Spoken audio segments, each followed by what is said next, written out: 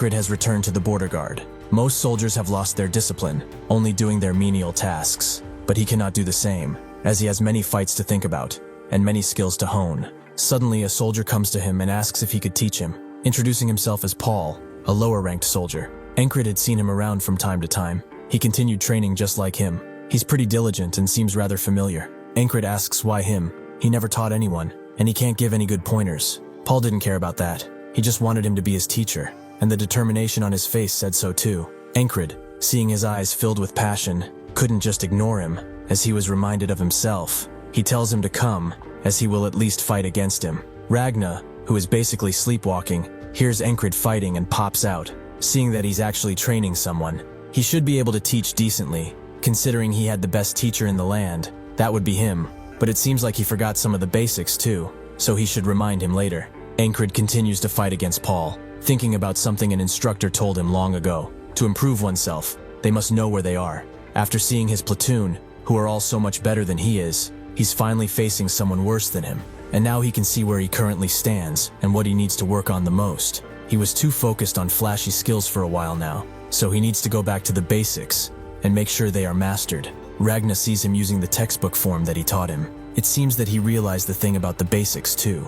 Seeing him, it makes him want to. Before he can finish, Rem interrupts him, and they begin bickering like usual, Ragna not wanting any of it, and telling them to piss off, as he is way too tired to be doing this. Still though, he gets face to face with Rem. Encrid is not at all surprised that they are going at it again, and Jackson notes that they have a lot of eyes on them. Encrid did not even hear him approach, making Jackson wonder if he hadn't been training his senses properly. He sighs and notes that everyone's eyes aren't on those bickering idiots, but on him. Encrid takes a closer look and sees that everyone has stopped to look at his training, some considering Paul to be lucky that he can train with him, and some noting that they should all be leaving him. Later, Marcus thinks of Encrid, from the squad leader of the losers to the platoon leader of the lunatics. His constant path towards improvement has been recognized among soldiers as a prime model to follow. He is a war hero, recognized by all. After climbing on stage, he speaks, noting that the reason why he summoned the nobles and soldiers of the border guards was to recognize the valiant efforts of this war's key contributors. Could they tell him whose contributions were the most impactful in this war? If he has to spell it out for them, then their head isn't even cut out to be a helmet stand. The nobles are shocked by his rather crude language, Marcus knowing they wouldn't understand, but he knows that the soldiers do, as they all smile. He invites Encrid on stage, who thinks that he previously climbed this stage before, when he destroyed the spell. But unlike back then, where the soldiers looked at him with scorn in their eyes, only silence fills the air now. Marcus faces him and says that he thought about it a lot. What would a soldier like him want as a reward for his achievements? Thus, he has prepared this for him, an award that he's certain he wouldn't refuse. He opens an ornate chest in front of him, revealing a royal dagger. The royal family's dagger is a ceremonial blade, bestowed upon those who have done a great service to the family. It not only serves as a proof of honor, but grants its holder the right to be received as a guest by the royal household at any time. Encrid recognizes what this is, a blade with many ornamental engravings, but little value as a weapon, though he hears the crowd cheer for him. This is the true honor, as a knight who goes after strength alone is no better than a mercenary. A true knight must build honor with the foundation of his skill. That is what defines them. This very moment will become a stepping stone for his knighthood. Even his squad cheers for him in their own way, some just smiling, others just sleepy, but all of them are happy. Marcus is glad that this reward suits him, but he shouldn't feel satisfied just yet, as he has prepared another personal gift for him. He should look forward to it in the near future. Encrid can't ask what exactly he means, because suddenly, Marcus announces that they are having a banquet tonight, as he has brought the finest wine, so they should all drink to the very last drop. Encrid notes that he's quite the passionate type, but a banquet, that sounds nice. The festivities are in full swing that night, with everyone having a mug of wine with them. Rem asks Ragna why he's not drinking, and it's because he can't drink something to water down. His palate is refined, so he should drink. Rem throws the drink in his face as a response, making them want to fight again, but the big guy just powers a literal barrel full of wine on them. Encrid looks back at them and thinks of what Rem said previously, that he would split heads if the wine wasn't good, but now he's having the time of his life. He also isn't seeing Jackson around. He probably went to the city, but he's not really the type to enjoy this kind of thing in the first place. He gets that. He'd rather be training with his sword too, than sitting around at a feast like this. It's getting kinda boring. Suddenly, Jenny arrives, wondering if he's thinking about training again. Sometimes one has to listen up. so why don't they drink together? As soon as she sits down, the ferry commander approaches, noting that he didn't expect to see another woman besides him. Her heart is ripping apart at the seams. Such a terrible man he is. Encrid immediately tells her to go to hell, shocking everyone around them. How could he say something so heartless? Can he not see how wounded the ferry commander is right now? They say, as she's completely devoid of emotion. Jenny didn't expect this from him either, but Encrid defends himself, noting that elven eyes always sparkle like that. Esther now understands that while some are doing what they can to help someone turn back into a human, he's flirting around. She headbutts him in the chin, surprising everyone, as it seems that his charms also affected that animal, but one of them has had enough. He pulls out his blade, as he can't stand seeing him with so many women, but in return, Encrid just smiles, as someone wanting to fight him is just what he needed. The man immediately retreats, but now the fighting mood is in the air, and Krace is already taking bets. Someone else arrives. One of the border guard veterans has come to introduce a rookie to Encrid,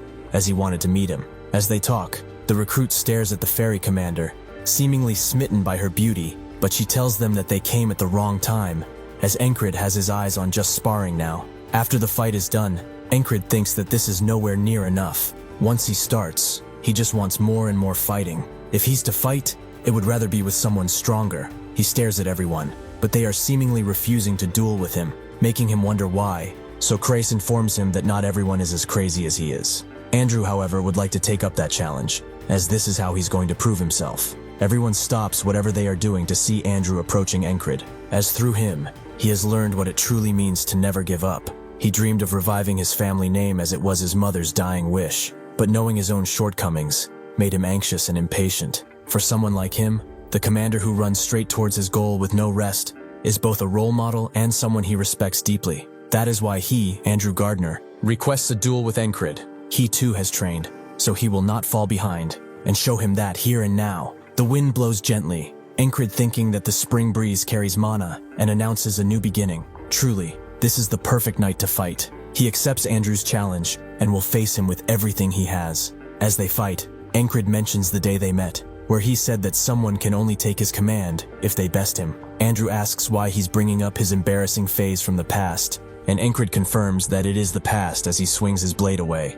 As he's different now, Andrew charges back in with glee, and Rem tells Encrid to go easy on him, as that virgin is still persistent. Encrid has noticed too that his youthful arrogance has gone, and in its place came caution and experience. Truly, just from the way he is fighting, he really is quite different. Their relationship, along with their skills, has changed. He begins pushing Andrew back again and again, until eventually, he manages to push him to the ground. He gives him a helping hand, with Andrew announcing that he's going to leave tomorrow. The time for the House Gardner to rise has come. If he comes to the capital someday, he is invited to stay at his manor, although of course, he would probably want to stay at the palace since he got the royal dagger and all. Encrid ruffles his head and notes that he's looking forward to visiting. Andrew wants to cry, but instead he smiles. It's fine though, because Mac is crying plenty for him already. He wipes his tears and boogers on Rem's hair, and Andrew goes to join them. Encrid hopes the feast will go on all night, so that Andrew and Mac have no regrets when they leave. After sunrise, they immediately boarded a wagon for the capital.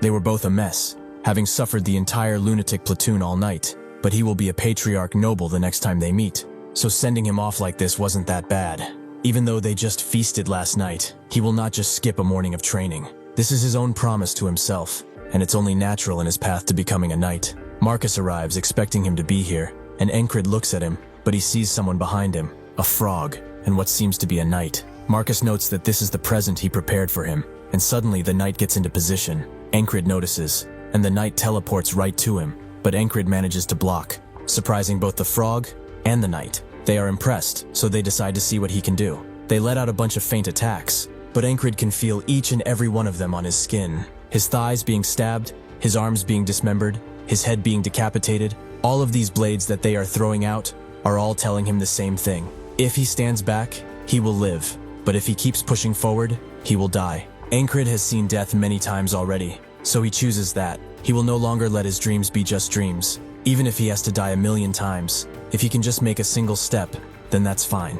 If he can't walk, he will crawl, worm his way forward if he has to. The knight is surprised to see this, and as Encrid makes his last step, the frog intervenes, and the knight notes that they have never seen anything like him before. He withstood that, even without being able to manipulate it at all. If he stood there any longer, he would have really died. Enkrid asks for their identity, and she identifies herself as Asia, Proto-Knight Asia. Enkrid, after hearing this, falls on his back, but Jackson catches him, and Rem is really curious. Does she expect to get away with this just because she's a Proto-Knight? She's confused. Who are these guys? The frog analyzes all of them. The barbarian in the front, the silent one, and the big oaf. They are all incredibly talented, especially the one in the back. From his blonde hair and red eyes, he seems to be from the north, and even if he had just awoken, he is already at his full potential. Marcus tells them to stand down, as it's not what it seems, and Isha guesses this is the lunatic squad. They really are insane. Rem asks what the hell they are doing, but Marcus interrupts him and asks the frog if she thinks Encrid can become a knight. The squad is taken aback by this. What do they mean? The frog thinks that the reason Marcus called them is that frog eyes can determine whether someone is talented or not, and to see if he has what it takes. This is the present that Marcus prepared for Encrid, but unfortunately, she has to break the bad news. It's impossible for Encrid to become a knight. He has pretty obvious limits. It's impressive that he made it here in the first place, although there is still someone she's interested in. She asks Ragna if he wishes to become a knight, and he tells her to piss off. She heard that these lunatics only follow their leader's command, and it seems to be true, for him to refuse an offer from a red cape knight.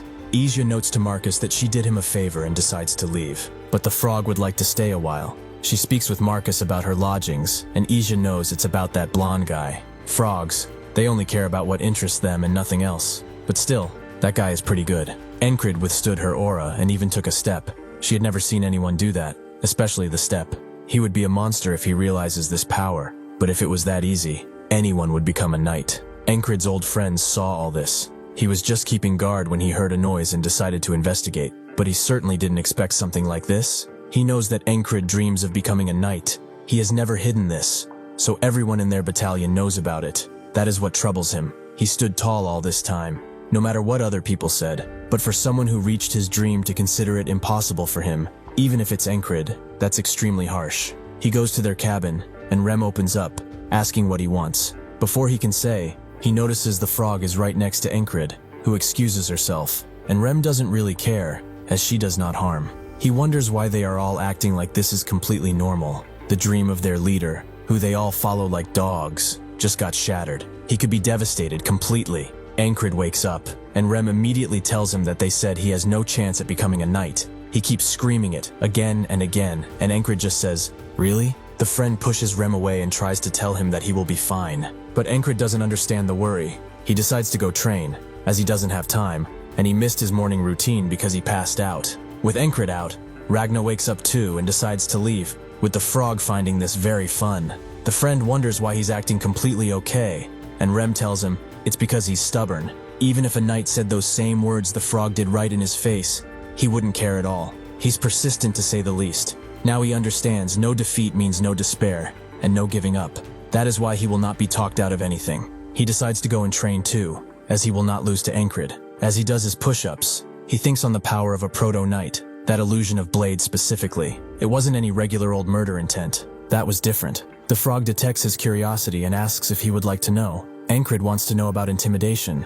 Is that what the skill is called? Ragna approaches with one simple question. What separates knights from them? Those who have surpassed their limits dream of knighthood, but he will never become a knight until he realizes this power. Only 1 in 10,000 can learn it. A mysterious power that doesn't just work. The frog notes that he might give up if he tells him about that, but Encrid wants to know, no matter what. The frog notes that the intimidation that Asia showed is only a part of it, with Ragna continuing. The broad designation of all the powers used by knights to become superhuman. That thing is called will. It is the power of volition. Some might call it just willpower, but this is the greatest feat of humans. To be able to use it, one needs to face their limits and overcome them, and then to truly understand. He stops himself, noting that he will just figure it out, as he can't say yet. The frog explains that will manifests differently, depending on the individual. The method for one to realize their will is unique. Although all this talk is meaningless when he hasn't even broken through his limits, Ragna agrees with her assessment. Encrid understands, but then, what should he do to overcome his limits? The frog once again notes that it's for him to decide. He can't know his limits until he reaches them. Encrid cuts her off, as he understands. He will just keep repeating what he does until he drops dead. The frog smiles, as in her opinion, that will never work. A frog's ability to discern talent is closer to instinct than anything, and that instinct comes from experience. She has experienced countless humans. She is better than any other frog in discerning talent. Two things are considered in her discerning process. First, whether they truly have talent, and the second is whether they have the will to carry on. Normally, it's not even worth consideration if the first is not met, but in his case, his will is stronger than any others. He has a conviction like none other. He is truly a being of mystery. A frog lives to satisfy their carnal desires. Some frogs dedicate their lives to strength. Some fall in love, but what it desires is to study the unknown. She pulls down her cloak, telling Encrid that he will be in her care from this moment forth. Encrid extends a hand and asks for her name, which is Luagarn.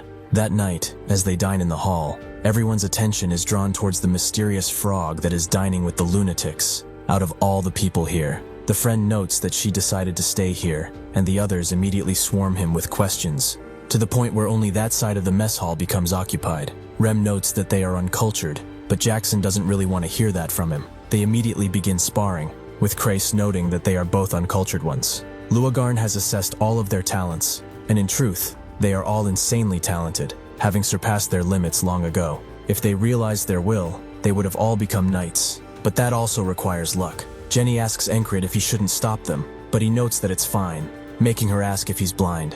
Encrid explains that they are not hiding anything from each other. They seem close enough to the point that they probably won't kill each other, he says as they pull out their blades. Encrid pays them no mind and asks Luagarn where she decided to stay, and she prefers to stay next to him if possible. Suddenly, an axe flies towards her face, and Encrid has to block. It was thrown by Rem, who notes that the place next to Encrid is his. She can't have it. Luagarn notes that they really are all crazy, and Encrid apologizes for him. She's fine though. She's inclined to forgive those who are good-looking. Encrid heard that frogs are sensitive to looks, and Jenny agrees. They are all lookers. Luagarn notes that he gets a pass too. She can forgive a degree of rudeness. So is there anything he wishes to ask? Encrid knows exactly the question he wants to ask. Would she like to have a duel? Luagarn is surprised he's asking that after training all day. Encrid notes that he will duel and train again right after, with Luagarn noting that he's the most insane person here, and Jenny agrees, confusing Encrid. Luagarn thinks that normally, people would be exhausted after doing what he did all day, which means his mentality is stronger than most, by orders of magnitude at least. How would he be if he realized his will? Encrid notes to Jenny that he's quite practical, but she just thinks that he's delusional. Luagarn isn't one to spend her time on someone she doesn't see potential in, but she will play along for a bit. After she takes her cloak off though, she promises not to go easy on him, but that is exactly what Encrid wanted to hear. In the Principality of Aspen, Abner thinks on their defeat. It's foolish to expect a victory at this point, but with everything he prepared, he never thought they would just lose. The cascade of defeat began with the death of Mitch Hurrier, that bastard. The taunts failed afterwards, and their giant was thus slain. However, at the center of all this events was the soldier named Encrid, the platoon leader of the lunatics. The war is not entirely over yet. Once the armistice runs its course, Aspen will definitely make a move, but if Encrid gets in their way, he can't make any other plans. The Greyhounds already sent an assassin for him once, and at the time, he found it weird that they invested so many resources in one man, but that might be the solution after all. The swamps of Monterey are the assassin guild owned by the Crown of Aspen, which has never failed a request with their excellent competency. Thus, he requests a job in the name of the Crown of Aspen to eliminate the soldier called Encrid, no matter the costs. That same night, an assassin watches Encrid closely, identifying him as such, but suddenly Jackson appears behind him and asks who he is. A secret admirer of the boss, perhaps? Thank you for watching. See you next time. In the outskirts of the Aspen, at the secret hideout of the Monterey Guild swamps, a man smashes his fist into the table, demanding to know how they have lost contact with one of their assassins again. This is apparently the fifth one. One of the assassins reports that someone keeps taking them out. They sent an intermediate assassin now, but still, he couldn't do a thing. The old man knows that this request was sent by the Aspen Crown. If their guild, which is owned by them, fails this quest, the future of the guild will be unclear to say the least. He knows of only a few people who can take this request now. The best assassins in the guild, the Locks brothers. Regardless, they must complete the mission. As Encrid walks around town, people recognize him and begin handing out gifts, but he initially refuses. The people insist though, one man noting that his son returned alive thanks to him, and so they swarm him with gifts. In this massive crowd though, an assassin draws a needle-like blade, and two others sit nearby, waiting for the perfect moment. That moment soon arrives, and they all throw their blades at Encrid at the same time. but they get deflected by some crossbow bolts, and one of the assassins gets strung up by a noose. Enkrid notices the air slightly shifting, but what was it? As Jackson chokes out one of the assassins, another appears, knowing that he's the bastard who keeps getting in their way. So he charges in, but Jackson uses the string to tie him up by the neck as well. The other assassin, who was sitting in the house, knows that this is bad. The brothers didn't stand a chance, and they need to take out the target now. Unfortunately for him, Jackson has noticed his presence already. He breaks his needle knife with a throwing one and strings him up too. Encrid approaches, asking what he is doing all the way over here, and Jackson notes that he just found some drunkards who were about to get run over in the streets, so he moved them to prevent that. Encrid senses alcohol in the air, but would do something nice for some strangers. Jackson asks if that's a problem, and Encrid says it's not and goes on his merry way. Jackson knows that Encrid has to spend this time getting stronger, and he won't let these idiots get in the way, although it seems that they keep getting better and better. That half-fairy and rat that came before them too was quite vicious. Still, who do they think they are? He makes his way to the shadowy part of town and goes directly to the guildmaster of the local assassin guild. He reports all that he has done, and she thanks him for it, but it seems like it's really the swamps of Montera. What should they do? Jackson suggests they take them out their way and leaves, leaving the guildmaster kind of sad. Still, she summons her assassins and tells them to send a warning to the swamp of Montera, as they have had enough. All assassins who enter this city from this moment forth shall be killed. With no other way to kill Encrid, the Montera guildmaster goes to Abner with shame, reporting that the task is impossible. He is guarded by those who outclass them in every way, and they are quite skilled within Aspen at least. But those guys, they are the best in the entire continent. Abner understands. He rescinds the request. If Encrid truly is something special, then he will see him again on the battlefield. 3 months have passed since the return of the border guard. The weather is warm, and some soldiers are resting nearby. Encrid, who is still training despite the warm weather. It seems that it wasn't just luck that made him stronger. He wonders how strong he will get if he trains like him, but Rem calls bullcrap. Ragna is sad too. He taught him everything, yet he's still like this? Everyone from the squad seems to be doubting him, even Luagarn.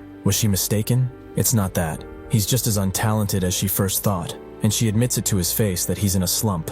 Encrid, however, doesn't see it that way. He's taking huge steps that nobody can truly see, except him. Just as the sun is about to rise, Kreis is under his blanket, trying to read something he apparently can't understand. As he does that, Luagarn pulls his cover, as he is too noisy. But as she berates him, she notices the letter he's reading, and Kreis asks if she can read it. As the sun peeks over the mountain, Encrid immediately gets up and notes that it's time for his morning training.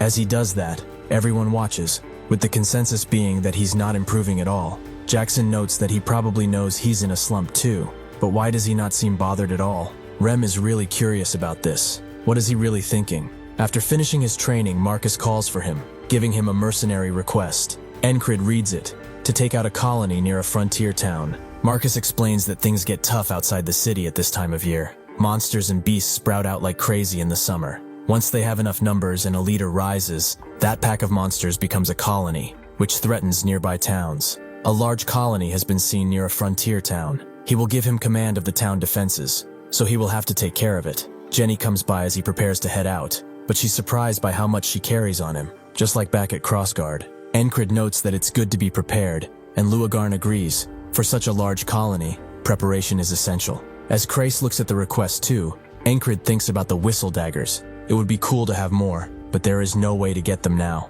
as he doesn't have any half-elves to loot. As Kreis reads the paper, he begins to shake, and immediately approaches Encrid, begging to let him come with, as this is the chance of a lifetime. There is a hidden treasure right where the frontier town is. More precisely, the hidden riches of the legendary trader Dolph, from 100 years ago. Encrid remembers that map. He picked it up in the last battlefield. Kreis explains further that this story is infamous among those who handle money. Dolph's treasures must be in an old dungeon, to the point that the traps don't even work anymore. Jenny can't read it, and Encrid can't either. Is this some kind of ancient script? Luagarn notes that she helped him with that. She's a scholar after all, so deciphering old scripts is easy. Encrid is surprised to see a battle-hungry frog be a scholar, and Jenny agrees. But Luagarn tells them that they shouldn't generalize. Encrid decides to let Kreis come, with the condition that it doesn't take too much time. They will set off tomorrow. Suddenly though, most of them say they are not going, as they are either sleeping in or on some business. Kreis wonders what it is. They were obsessed with him before, but Jenny is curious if they will be okay with only this much manpower. Luagarn decides to go with them, as there is no reason for her to stay here without Enkrid, something which Esther doesn't like. Krace thinks they should be fine like this, and gets to packing, but Enkrid looks at his others, his face not betraying any emotion. After they finish preparing, Krace wonders if the panther is coming with them, and Esther hisses at him, confirming that she is indeed coming. Before leaving, Jackson hands Enkrid some whistle daggers, as he has his ways of collecting them. Enkrid asks if this is what he was doing yesterday, but Jackson just thinks he will need all the help he can get at this point. Enkrid gives them one last look, noting that he knows why they are doing this, but they will see each other when he gets back. It will be more fun then. Rem gets up after he leaves, wondering what he is thinking. Ragna notes that there's no sign of him getting better, but Jackson says that there were periods where he improved a lot. They still believe in him though, wondering how he will surprise them this time. Rem finds him odd and gets up, inviting Ragna to fight with at least half of their lives on the line. The others join him too, hoping that Enkrid keeps his word, because they too will prepare themselves. A colony attracts nearby monsters and beasts. Thanks to that, they expected the journey to be difficult, and it is just that, as they are swarmed with beasts at the moment. Krace notes that there have been 6 groups since they started, and Jenny apologizes. She was sure this was the right way. Enkrid says it's fine, and they keep moving. Apparently Jenny knows of a side path where not many monsters pass, but each time they keep meeting beasts. Luagarn finds this odd. Even if there is a colony nearby, this isn't no Devil's Gate either. Enkrid knows what that is. The source of the monsters and beasts. A land unreachable by humans, and suspected to be the catalyst for monsters. This just keeps getting weirder, and he has a bad feeling about it. After they arrive at the town, the leader welcomes them, and Enkrid says that they are here about the mercenary request. Before Enkrid can finish, a man who has seen some fights in his time appears, noting that they will talk with him about that. He shakes hands with Enkrid, introducing himself as the leader of the town watch, Deutsch Fullman. If he is frank, they already took care of the colony. The men of the watch are composed of well-trained mercenaries. Monsters and beasts are no match for them, and they have the wall too, a masterpiece created by an engineer from town. A regular beast can get through. There is nothing for him here. They will convey that the request is completed, so he can leave. Enkrid refuses. He will decide when they leave, shaking Fullman up a bit. Krace intervenes, noting that they are tired from the journey, so they should at least get some rest before they return. Fullman relents and tells Hugo to present them their lodgings, which he does with a smile. Luagarn is weirded out though. She just can't stand to look at him with her eyes. His energy, it seems similar to one of them. He seems friendly enough though, so it must be a coincidence, or probably is. After the team gets set up in a house, Enkrid notes that they are rather hostile, and Krace can see why, as they came here with the full right to command. That man must be feeling like he is losing control of the watch. Enkrid knows that's not everything, and Jenny wonders if they really got rid of the colony, but Luagarn thinks otherwise. Based on the number of monsters they encountered on the way here, the colony still exists, and it's going to be hard without their cooperation. Enkrid says it doesn't matter. They'll do what they must. Meanwhile, he will train with some rocks he just found, somehow, but the others are going to bed. Luagarn thinks that he's doing the same training again and again because he's not improving, but even so, how could he have that expression? She's reminded of someone else, someone who also liked to train, her one true love. Back when she had the mental bond that frogs and humans have, that feeling remains unchanged. If only her lover hadn't died to them. She asks Enkrid if training is fun, and he agrees with the same face that her lover once did, which seems to stun her for a bit. The leader of the town follows Fullman, noting that they defeated the hordes many times, but there are still too many beasts. They have to accept that request. He refuses, as this is their town. Everyone here came to escape those corrupt nobles. They work day in and day out to build this from nothing. If they allow the city folk to just interfere, they will soon take control of the town. He needn't worry. They can take the beasts on their own. Even now, his trusted men are watching from the walls, especially that Hugo guy. He's trustworthy and good at what he does. That same Hugo asks the watchmen if there are any issues, and they say they are all set, meaning that they needn't act anymore. And tomorrow, they will begin what they had planned. As the sun rises, countless beasts peer from the forest and begin charging into the town. The warning bells are rung, announcing that a pack of gnolls is here, and Luagarn connects the dots. The them she was talking about, what she was feeling from Hugo, was cultists. Hugo smiles, as they will do everything for their god who is stuck in the Devil's Gate. Everything started with no warning. The village was peaceful. Everyone was about their business. And suddenly, the stench of blood spread as the gnolls entered. The village was thrown into immediate chaos. The watch gathered to protect the village, and Enkrid rounded up everyone. But Luagarn had to go somewhere, as she promised to kill every cultist bastard who murdered her beloved. She flew out of the house, and the gnolls attacked the group immediately, Enkrid giving them orders, with Krace and Esther staying next to him. He ran 3 gnolls in with his blade. They have to carve a way through, as he has fought many monster hordes before, and is trying the same tricks, dodging and cutting them down. His other senses become dull as he focuses solely on the fight, taking out gnoll after gnoll, but the mutated ones are giving him trouble, as they are much larger than normal, and unlike the lichens, these beasts just keep coming. The village was filled with screams and fear, but after a while, there was only the crackling of fire. The village, which was built on hope and survival, was trampled by the monster horde. Encrid still fights, activating all of his techniques to make a dent at least. Esther tries to fight too, but with a horde this large, there is no spell powerful enough that she can make while in this form. Christ gets killed, and seeing this, Esther decides to retreat, as this would be a fruitless death for her, although she vows to avenge Encrid. Hugo decides to leave amidst the chaos, but suddenly Luagarn smashes through, and Hugo is only defended by a dark shield that surrounds him. Luagarn screams out at him, but he unleashes a dark attack toward her, sealing her fate. Encrid is getting overwhelmed. He's barely holding together. He can barely lift his arms up anymore, but seeing a nearby child, who is holding on his breath to act dead so he can live, he gains a boost of vitality. The gnolls suddenly make way for a bigger gnoll, who wields 2 blades at once. This is the leader of the monsters. Encrid challenges him, and they begin fighting, Encrid managing to smash his sword down, but the gnoll jumps around and slashes from behind, managing to nick Encrid with his blade. He can still fight, but unfortunately, the blade was poisoned. The leader smiles as he sees Encrid fall down. It seems that after a long time, Encrid has reached another wall that he has to conquer.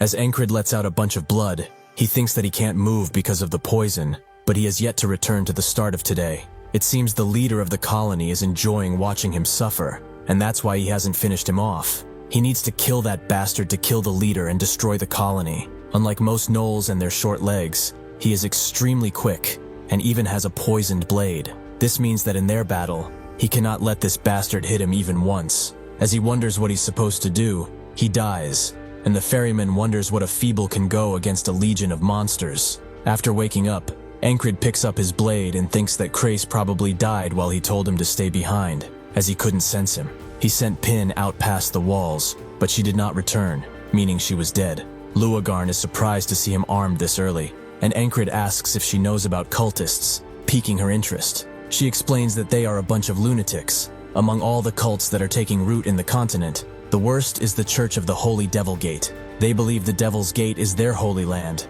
and praise the Demon of Sixes. Before she can ask why he wanted to know, the gnolls attack, and he moves out immediately. Before he can even get out, Luagarn jumps out again, and Encrid does too, fully prepared to protect the villagers this time. As he takes out one of the gnolls, he thinks about the ferryman's question, and he only has one answer: to use everything he has trained in. As everyone moves in to fight, they see Encrid assaulted by a bunch of spears, but using Heart of the Beast, he dodges. He uses the sense of the blade to spot a villager in a dangerous situation, and throws a knife to take the beast out. Another gnoll takes this opportunity to take a swing at Encrid from behind, but he dodges and concentrates on a single point, blocking the next incoming strikes. The gnolls, seeing this human try to fight them, turn away from the defenseless humans and charge him. Encrid kicks down one of the charging ones before killing him, and as he fights, everyone concludes that they can win with someone like him on their side. The Watch charges in too, vowing to protect their town. Encrid pushes even harder,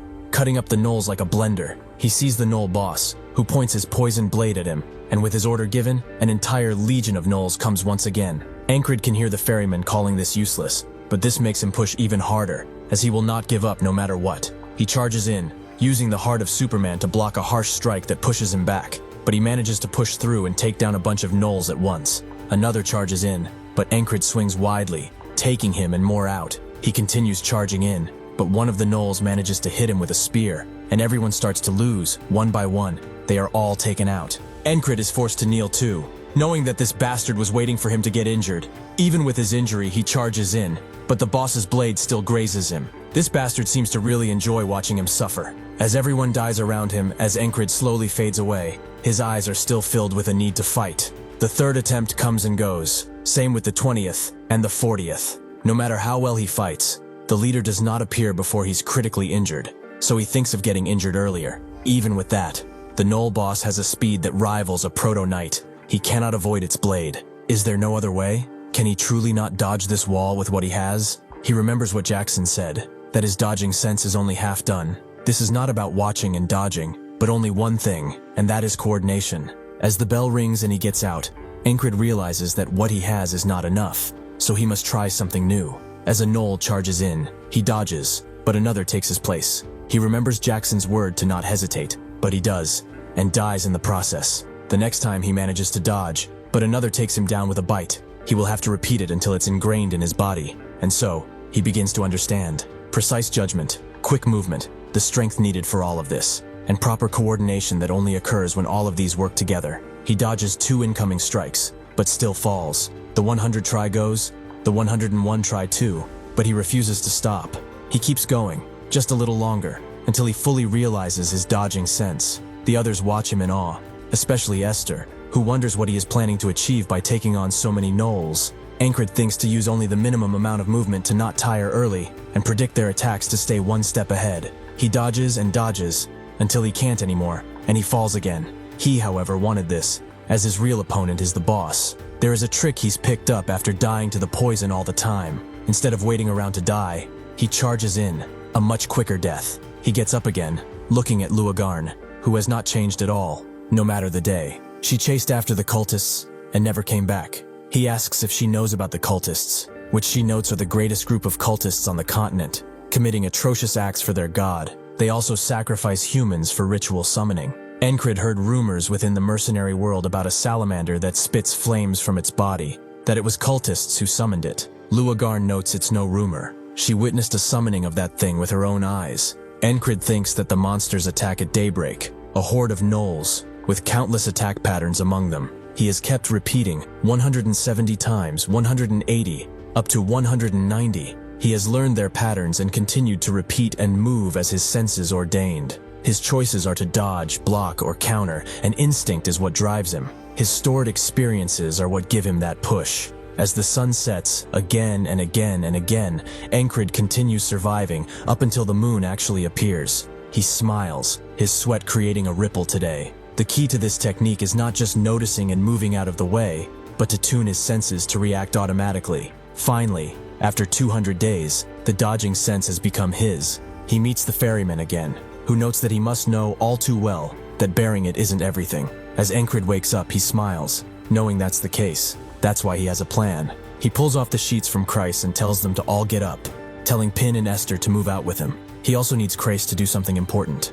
Luagarn asks what's happening so early, and he notes there's not much time. The Gnoll Hoarder will be here by sunrise. They must finish preparations before then, and surpass this wall of his. He turns to Luagarna, and notes that he remembered some cultists escaped during a job he took as a merc, and there are people here who look just like them. She asks if he's sure, and Encrid is positive on this. With that, she immediately goes to check on who she suspected from the start. She never came back in the past days, but since he sent her before the Gnolls attack, perhaps things will be different. Not that it matters to him, though. He tells Kreis to bring Fulman by any means necessary, even if he has to take the village chief hostage. As Kreis tries to refuse that order, Encrid ignores him and goes outside with Pin and Esther as they need to secure the wall. The monster horde that infiltrated the village is strange. As to enter, they must pass through the wall. That wall they were proud of couldn't be breached. But could those gnolls really climb over it with those short legs of theirs? There is only one answer. The gate was already opened, and the reason Pin never returned when he sent her over the wall is that there are enemies there too. The wall guards are all cultists. They look on as he approaches and suddenly announces that from this moment forth, command here is transferred to him. Every single one of the soldiers here will now follow his orders. They immediately deny as they only follow their captain, but Encrid is not playing. If they do not submit, they will die. They immediately point their weapons at him, and Encrid charges in. He knows that not all of the guards are cultists, because the bell still rang when the monsters appeared, like this one in front of him, as he has seen him ring the bell a couple of times. The archers immediately begin raining arrows, even though their comrade is right there. Encrid protects them, and Esther begins attacking the cultists, putting them on the ground. Encrid can see dawn airy over the wall. The gnolls are officially coming. He asks the old guard if the gate is locked properly, and to check again, even if he is sure. The guard does just that, and finds out that there's a crack in the bar holding the gate closed. Under the threat of dying under the gnoll horde, he valiantly picks up another piece and rushes over to repair the gate, as it must hold. The guard that Pin was holding summons a bunch of dark magic to stop him, and the one Esther was attacking does too. Enkrid gives out the order to push them out, and their fate is sealed as soon as they are thrown over to the hungry gnolls. With a few seconds left, the old guard manages to close the gate, and unlike ever before, the gnolls scream out like they are demanding to be let inside. The captain asks what is going on. From behind, Encrid is glad to see that Krace managed to drag them here. Encrid explains that the gnoll horde is targeting their village. This is an emergency, and as such, he will take full authority. The commander would like to complain, but with the advent of the gnolls, Encrid screams out, noting that this is not important. They will all fire arrows now. The captain damns it all and hopes he'll explain later, giving everyone the order to rain arrows down, even if they block the gate and stop the gnolls from entering. As long as the colony holds in front of it, this cannot be cleared. He asks if there is a side gate, as he wants it open just a little. Seeing the attack on their walls, the old guard asks if he really wants it done now. Encrid gives Esther the order to help them, and she crashes into the gnolls, using her lithe body to create an opening, making the gnolls hesitate. Encrid thinks this should be enough, and they open the gate. A colony lives and dies on its leader, so he will have to break through the gnoll horde and eliminate their leader. With one charged swipe, he takes out a bunch of gnolls, and the captain, seeing the crazed bastard just jump in, gives out the order to support him with arrows. The captain keeps ordering his men to fire and fire, to not stop shooting no matter what, and they do so. But one of the men tells him that there are far too many enemies, and they are running out of arrows. The captain grits his teeth at this realization, but there is nothing they can do at the moment except this. Pin, who's coming down a ladder, tells Krace that Encrid is outside, while he thinks that they don't have any proper defensive weaponry, and the walls are falling apart too. His eyes begin to shake as he realizes that it's only a matter of time until these bastards get through and cause chaos. He slaps himself out of his fear. He's sure the squad leader has a plan, so he needs to do what he can to help him. He gets the idea of throwing stuff and asks one of the men if they have anything to throw, like rocks. The man explains that there's a quarry behind the town, and so, Krace pulls everyone to help, even the working men and women. Encrid is doing exactly what he wanted to, draw as much attention as possible, cutting through gnolls after gnoll, and Esther is helping in that too. With this, all the gnolls' attention will be focused on him, and with Esther at his side, he is able to do much more than before. With the help of the others, who have just begun to throw large rocks that scatter across the battlefield, taking some gnolls out before they even realize it, thousands of openings are created right in front of him, which are way too easy to exploit. Seeing a path, he tells Esther to take care of the rest, and charges through, knowing that she has his back. As he passes gnoll after gnoll, Esther continues to fight, making sure that they don't follow him. But eventually though, seeing that the gnolls have turned their attention to her, she climbs up the wall. Seeing her, Krace wonders where Encrid went, and he seems to be inside a spiky bush on his belly. He is hiding his presence by covering himself in gnoll blood, and also uses the terrain to advance, to minimize injuries and conserve energy. The original intent of this wall was for him to kill the leader while dodging his poisoned blade, all the while being critically injured. But without his dodging sense, that is not possible. However,